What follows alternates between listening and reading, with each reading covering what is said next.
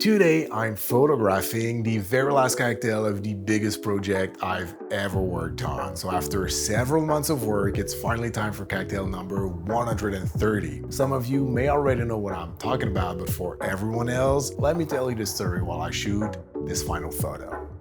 You know, I became passionate about photography years before I even got into cocktails. And truth be told, I became a good bartender much faster than a good photographer. But these two passions kept growing side by side, and for more than a decade now, I've been lucky enough to combine them by sharing cocktails on social media. But social media moves incredibly fast, and I always felt like what I was creating disappeared almost as quickly as I was posting them. So for years, I dreamed of creating something real, something physical, something people could actually hold in their hands. So that's why when I was offered to write my first cocktail book, I immediately knew I had to say yes. The last thing I wanted to make though was just another random cocktail book. So whether you're just starting behind the bar or if you've been making drinks for years, I wanted this to become the kind of book you could actually use. So a true classic cocktail reference. So something a new bartender could learn from that experienced professionals would still reach for, but also something that's beautiful enough you'd be proud to leave it on your coffee table or on your bar for guests to flip through while looking for inspiration. So in other words, the book I always wished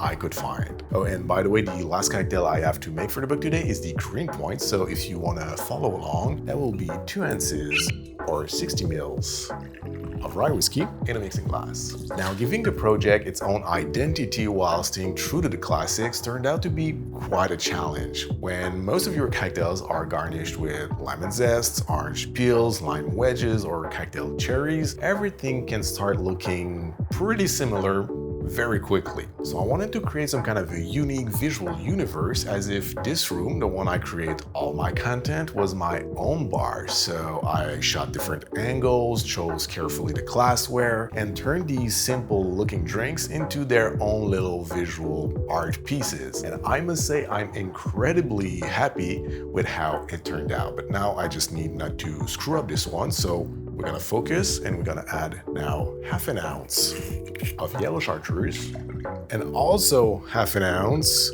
of sweet vermouth.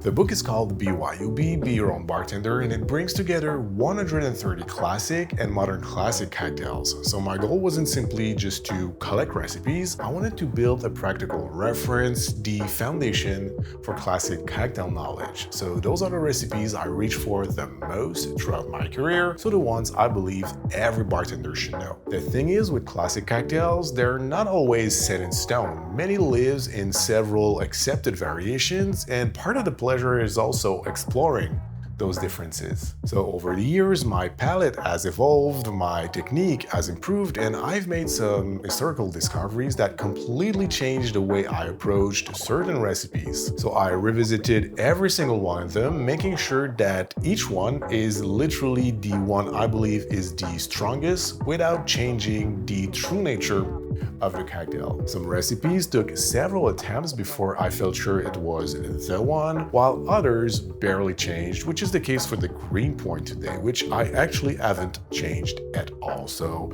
following up with the recipe, we're gonna add 1 dash of Engo and 1 dash of orange bitters.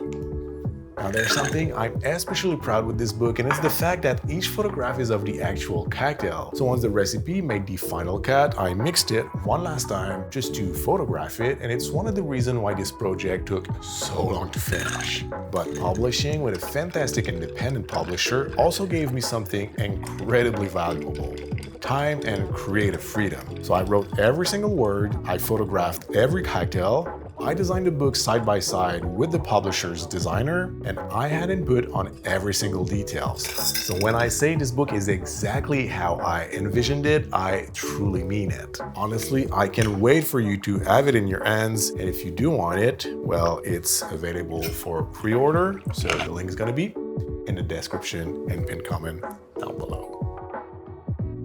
But before, I need this last cocktail to cooperate.